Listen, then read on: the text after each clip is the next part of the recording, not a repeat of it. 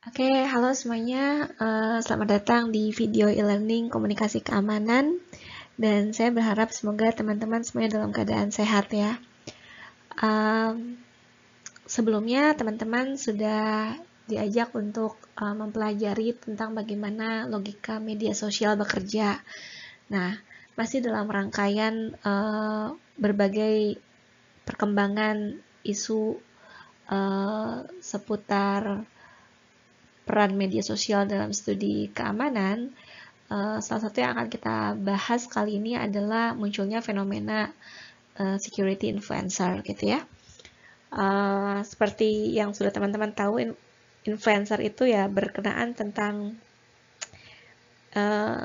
pihak atau aktor yang menjadi endorser dari kepentingan pihak ketiga gitu ya. Selama ini kita mengenal kata influencer itu lekat dengan kajian-kajian marketing atau kajian-kajian marketing di platform daring gitu ya.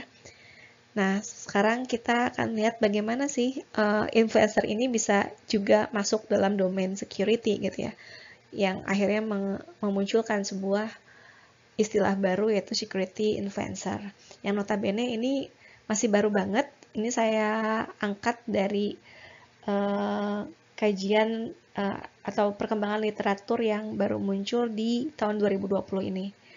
Salah satu artikel yang saya pakai itu bahkan baru terbit di bulan November. Jadi ini masih fresh banget. Makanya saya pengen teman-teman mengenal gitu ya fenomena ini gitu. Oke.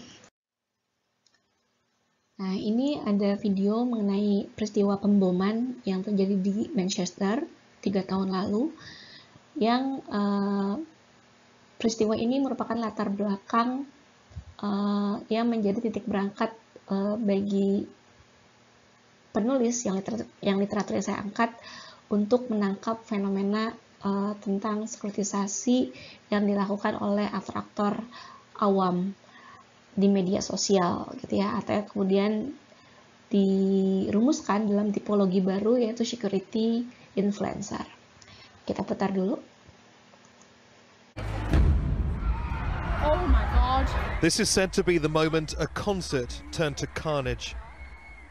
The crowds, many of them children, teens and their parents, had come for a night out with American pop singer Ariana Grande. The explosion happened just as the gig at Manchester Arena was ending. The lights came up after the concert and everyone was getting up to leave, and all of a sudden there was a big bang and all of the seats started shook and everyone just started running. People were screaming and crying.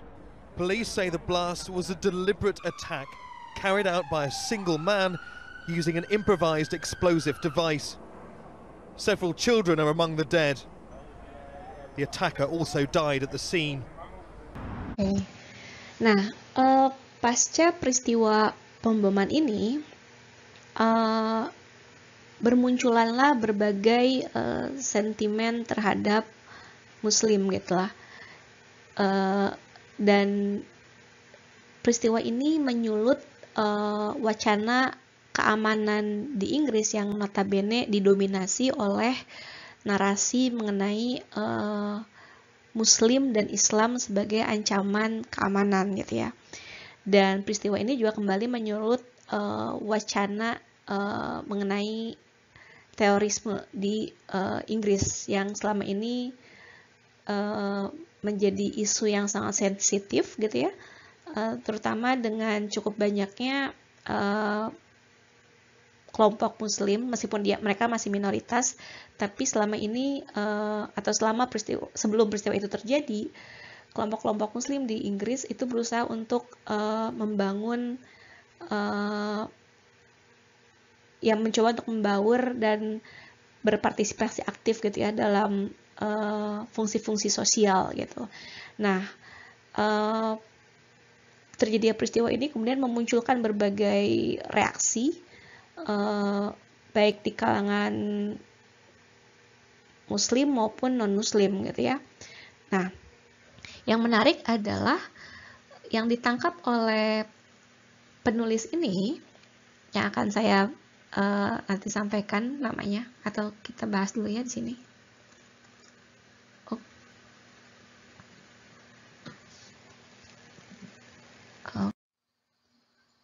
Nah, salah satu fenomena yang menarik gitu ya, terutama yang pertama kali diangkat oleh Downing dan Drone ini adalah bagaimana media sosial justru menjadi media baru dalam yang memungkinkan wacana keamanan dikonstruksi bukan hanya oleh para elit, tetapi juga oleh para aktor-aktor awam yang notabene mereka bukan para pakar, mereka bukan para pembuat kebijakan, mereka awam terhadap studi keamanan, terhadap domain-domain keamanan, lalu mereka terlibat aktif dalam diskusi dan perdebatan mengenai ancaman keamanan, terutama ancaman teror, yang menurut penulis dikerangkai oleh teori critical terrorism studies gitu ya, dimensi konstruktivis yang membentuk wacana keamanan itu juga bisa muncul dalam interaksi sehari-hari gitu ya, dengan menggunakan idiom-idiom atau kosakata-kosakata yang sifatnya lokal dan ya sesuai dengan keseharian gitu ya, atau yang dalam bahasa Inggris diistilahkan sebagai vernacular speech gitu. Jadi kalau sebelumnya kita melihat bagaimana melalui konsep speech act dalam teori sekuritisasi yang dirumuskan oleh Copenhagen School, proses atau upaya sekuritisasi itu bisa dimungkinkan ketika aktor elit, aktor sekuritisasi yang notabene adalah elit di sini, artinya dia punya otoritas untuk mengujarkan suatu ancaman atau suatu permasalahan sebagai ancaman keamanan, itu perlu memiliki kosakata khusus gitu ya.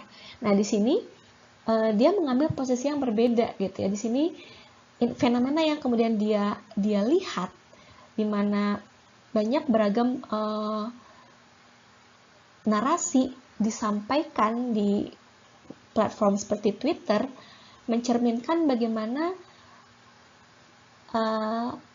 wacana mengenai ancaman teror dan identitas Muslim di Inggris itu sedang terkonstruksi pada sebuah media baru yang adalah media sosial gitu ya. Dan lebih menarik lagi adalah di sini dia tidak menempatkan para pengguna Twitter sebagai audiens belaka, melainkan dia ingin melihat potensi dari para pengguna Twitter atau Twitter users ini sebagai aktor sekuritisasi. Nah, di sini dia melihat Downing dan Drone yang saya angkat ini literaturnya melihat potensi agensi dari para pengguna Twitter ini karena adanya fenomena yang secara khusus dibawa oleh media sosial, yaitu adalah kemunculan para influencer gitu. Jadi dengan bermunculannya para influencer di media sosial yang dia tidak punya pengetahuan khusus mengenai keamanan gitu ya, dia awam, tapi opini-opininya mengenai peristiwa dan isu terorisme ini mampu mengarahkan wacana keamanan yang berkembang di Twitter gitu. Nah, di sini dia melihat bahwa tidak hanya elit, tapi bahkan orang awam itu memiliki potensi untuk membentuk, mengkonstruksi, dan mengarahkan wacana ancaman teror gitu, atau wacana keamanan di Inggris. Dan di sini dia melihat potensi influencer, potensi dari karena tidak semua pengguna itu memiliki kapasitas untuk mengarahkan wacana. Siapa yang mampu mengarahkan wacana? Dan dia mencurigai, dia berhipotesis yang memiliki kemampuan itu adalah influencer. Tapi influencer yang seperti apa gitu ya? Nah, itu yang kemudian ia coba konseptualisasikan, karena selama ini dalam perkembangan literatur studi keamanan, terutama yang berkaitan dengan konstruksi wacana keamanan, belum banyak yang mengambil sudut pandang ini, yang mau mengangkat atau melihat fenomena konstruksi wacana keamanan itu dibentuk di tataran grassroots gitu ya, dibentuk di tataran, maaf, bukan cuma grassroots, tapi di sebuah media, di sebuah platform yang terdemokratisasi seperti Twitter gitu ya. Meskipun ketika kita membahas logika media sosial di pertemuan sebelumnya, kita sudah mengetahui adanya relasi kuasa bekerja gitu ya. Tapi ini secara relatif, platform media sosial menyajikan sebuah platform yang secara relatif egaliter gitu bagi penggunanya. Nah, platform yang egaliter ini membuat para scholars tentunya kesulitan untuk melihat siapa aktor sekuritisasinya. Berbeda dengan di tataran analog ya, di luar platform media sosial, di mana aktor sekuritisasi itu bisa kita tandai karena dia memiliki otoritas untuk melakukan upaya sekuritisasi. Bisa kita lihat dari kapasitasnya sebagai pembuat kebijakan misalnya, atau kapasitasnya untuk bisa mempengaruhi audiens karena memiliki power di media gitu. Nah, dengan logika yang sama sebenarnya kita ingin melihat bagaimana logika tersebut juga bekerja pada sebuah media baru gitu. Nah, ini dia. Jadi saya tadi sudah bahas-bahas sedikit. Sebenarnya di sini yang saya mau bahas, ini artikel yang baru terbit di bulan November ini tahun 2020 yang sangat menarik menurut saya, yaitu judulnya Terrorizing the Security Influencer, Speaking Security, Terror and Muslims on Social Media During the Manchester Bombings gitu ya. Yang intinya dia ingin mencoba mengangkat sebuah tipologi baru yang disebut dengan security influencer gitu.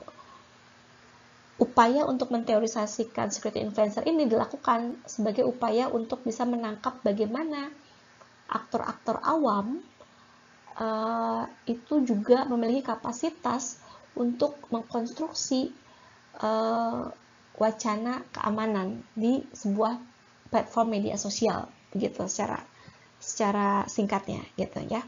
Nah, jadi ya, ini sudah saya bahas sebelumnya ya.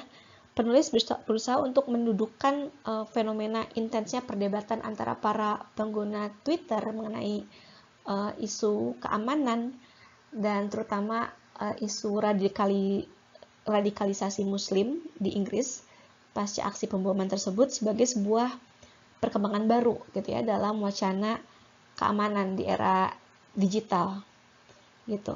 Nah, meskipun demikian, dalam kerangka konseptual yang berkembang dalam studi keamanan, itu belum banyak yang berbicara dan menteorisasikan mengenai peran media sosial dan apa yang kemudian kita sebut dengan vernacular speech gitu ya, atau idiom lokal, kosakata lokal, bahasa keseharian orang awam gitu ya, dalam membentuk wacana keamanan gitu. Dan bagaimana dia juga bisa mengambil peran dalam upaya sekuritisasi atau yang kita sebut juga dengan securitization move gitu. Nah, kita pindah ke sini. Nah, selama ini mazhab Copenhagen School yang berkembang dalam tradisi konstruktivis sejauh ini sangat bersifat hierarkis gitu ya. Dia terlalu berpusat pada peran aktor elit sebagai securitizing actors gitu. Nah, kemudian di sini dengan bermunculannya para influencer di media sosial yang secara aktif terlibat dan bahkan mempengaruhi arah perdebatan mengenai isu keamanan di Inggris atau isu terorisme di Inggris. Di sini penulis bermaksud untuk membangun sebuah teorisasi mengenai bagaimana para influencer itu mampu mendiskusikan, memperdebatkan, dan bahkan mendefinisi ulang narasi keamanan di media sosial gitu ya. Nah,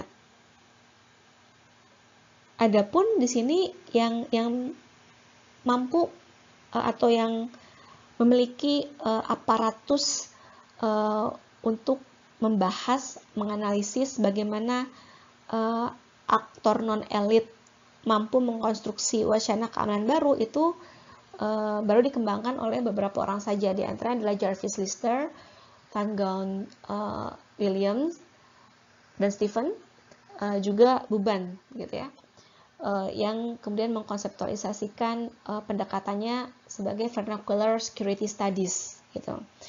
Nah,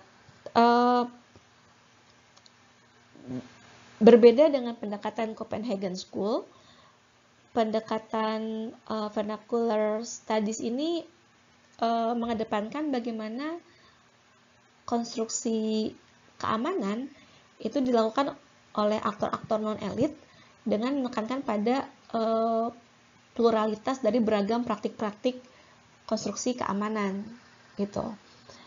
Jadi dia memang mengakui adanya faktor bagaimana aktor-aktor non-elit yang menggunakan bahasa-bahasa keseharian yang sifatnya lokal gitu ya, yang idiom-idiomnya khusus, itu juga mampu mengkonstruksi wacana keamanan gitu. Nah, dalam hal ini vernacular security studies ini mensyaratkan pemahaman yang spesifik mengenai idiom ketakutan dan keresahan yang digunakan oleh para aktor non-elit ini pada isu-isu di tataran lokal, nasional, ataupun global gitu ya. Nah, jadi sebenarnya secara garis besar vernacular security studies ini lebih sering digunakan dalam mengkerangkai narasi dari kelompok-kelompok yang selama ini termarginalkan dalam politik global dan ditujukan untuk memahami bagaimana kelompok marginal tersebut mengonstruksi dan menarasikan pengalaman keamanan atau ketidakamanannya dalam kosakata mereka sendiri gitu.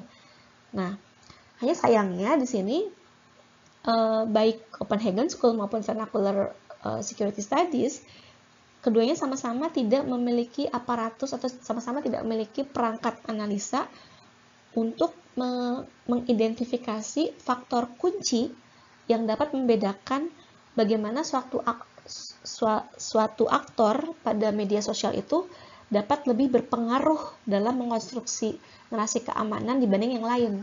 Nah, kalau di Copenhagen School kita mudah mengidentifikasi aktor sekuritisasi. Kalau di vernacular security mereka melihat aktor sekuritisasi itu secara kolektif gitu ya, jadi tidak dibedakan. Sementara yang ingin dilakukan oleh Downing dan Jones ini adalah untuk bisa mengidentifikasi bagaimana keberadaan influencer tertentu yang kemudian ditipologikan sebagai security influencer itu bisa memperoleh pengaruhnya atau posisi influensialnya dan bisa mengarahkan wacana tersebut gitu ya. Jadi di sini justru dia ingin mencari tahu bagaimana mengkonseptualisasikan aktor sekuritisasi di media sosial gitu ya. Yang berbeda dengan vernacular studies, mereka tidak sepenuhnya sama gitu ya. Mereka bisa dibedakan. Ada yang disebut dengan influencer, ada yang lebih berpengaruh daripada yang lain. Tapi di sini dia perlu mencari kerangka konseptualisasinya gitu. Nah, ini yang menarik yang bisa kita semua pelajari ya dari artikel ini, karena ini sebenarnya sangat metodologis ya teman-teman. Di sini saya tidak akan banyak bercerita tentang metodenya karena saya khawatir malah menjadi kajian metode penelitian kuantitatif karena di sini dia menggunakan metode penelitian kuantitatif, terutama menggunakan content analysis dan social network analysis yang secara detail bisa teman-teman baca sendiri di artikelnya. Di slide sebelumnya ketika saya menampilkan artikelnya, tampilan artikelnya, di bawahnya juga ada link untuk teman-teman bisa klik, dan link tersebut itu akan mengarah pada platform jurnalnya sehingga teman-teman bisa mendownload langsung gitu ya, karena alhamdulillah sekarang Sage Journal atau Sage gitu ya, itu dia open access gitu. Nah, selanjutnya, nah di sini penulis berusaha untuk mencari di sini meminjam untuk bisa mendefinisikan apa yang dimaksud dengan security influencer. Di sini peneliti berusaha untuk meminjam definisi dari literatur marketing gitu ya.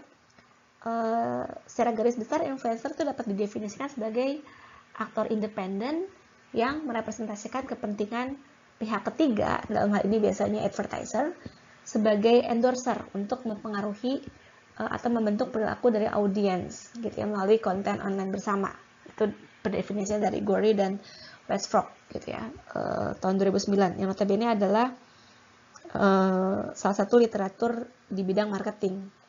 Nah, singkat cerita, di sini kemudian penulis berusaha untuk mengkonseptualisasikan beberapa tipologi mengenai influencer, yang kemudian dihasilkan sebuah pendefinisian awal gitu ya, dimana security influencer secara garis besar dapat diartikan sebagai aktor independen yang menyediakan produksi konten pihak ketiga ini dalam arti mereka yang punya wacana keamanan dan memberikan endorsement terhadap wacana keamanan gitu ya. Nah, dan salah satu yang perlu kita perhatikan adalah security influencer ini bukan elit keamanan, bukan aktor elit gitu ya. Jadi dia bukan perwakilan dari instansi pemerintahan atau yang gampang kita identifikasi sebagai aktor sekuritisasi di platform non digital gitu ya. Dan dia juga tidak punya afiliasi dengan faktor ketidakamanan. Misalnya dia bukan interest group, bukan kelompok terorisme gitu ya. Ini besar kaitannya dengan hubungannya dengan bagaimana social media warfare berlangsung dan partisipan dalam social media warfare gitu yang ada beragam. Nah, intinya mereka hanya sekedar pengguna platform media sosial biasa gitu. Nah, hanya di sini kapasitas influence-nya atau kapasitasnya untuk mempengaruhi sebagai influencer itu mereka dapatkan semata-mata dari engagement yang mereka lakukan, yang mereka bangun melalui konten gitu ya, dan seberapa banyak pengguna platform tersebut yang mengikuti sebagai follower atau berinteraksi dengan konten yang dibuatnya gitu ya. Nah, ini di gambar sebelah kanan ini adalah salah satu visualisasi dari metode social network analysis yang dilakukan oleh penulis gitu. Jadi di sini penulis, saya singkat saja menjelaskan metodenya ya. Dalam hal ini tuh penulis menggunakan pendekatan mixed method sebenarnya ya. Jadi dia menggunakan discourse analysis yang fungsinya untuk menangkap konten diskursif dari para influencer yang kemudian berhasil ditangkap. Tapi sebelum jadi pertama-tama sebenarnya peneliti ini melakukan social network analysis gitu. Dia menggunakan pendekatan kuantitatif untuk berusaha menangkap struktur jaringan dan berusaha memetakan para pengguna yang memiliki pengaruh yang besar dalam isu-isu mengenai terorisme ini gitu. Jadi dia pertama diawali dengan menggunakan kata kunci tertentu. Saya lupa kata kunci yang dia gunakan, mohon maaf, teman-teman bisa cross check langsung ke artikelnya ya. Dia menggunakan dua keywords untuk bisa menangkap wacana keamanan yang berkaitan dengan pemboman Manchester. Kalau nggak salah sih Manchester bombing, sama saya lupa satu lagi apa gitu ya. Tapi kalau nggak salah cuma dua keyword. Akhirnya terkumpul, dia mengambil timeline cuma 2 hari. Karena kalau teman-teman melakukan text mining di Twitter itu terbatas ya gitu ya. Jadi satu kali ambil itu cuma bisa mengambil 1 minggu gitu. Nah dia cuma ngambil sampel 2 hari pasca peristiwa pemboman itu terjadi. Dia melihat bagaimana narasi mengenai keamanan di Inggris, terutama pada isu terorisme dan Muslim itu terkonstruksi di Twitter gitu ya selama 2 hari tersebut. Akhirnya terkumpul sekian puluh ribu postingan selama 2 hari tersebut, dan kemudian dia melakukan metode social network analysis untuk bisa memetakan pengguna atau para influencer-influencer yang paling menonjol dalam wacana tersebut gitu ya. Dan akhirnya terpetakan 4 pengguna atau 4 influencer yang bisa terbedakan berdasarkan indikatornya itu. Ini sangat teknis, disebut dengan Betweenness Centrality Scores gitu. Itu salah satu skor yang bisa kita pakai yang disediakan oleh Twitter untuk bisa melihat sejauh mana engagement yang dihasilkan dari konten yang dibuat oleh pengguna-pengguna user gitu ya. Maaf, pengguna-pengguna Twitter. Pengguna user sih.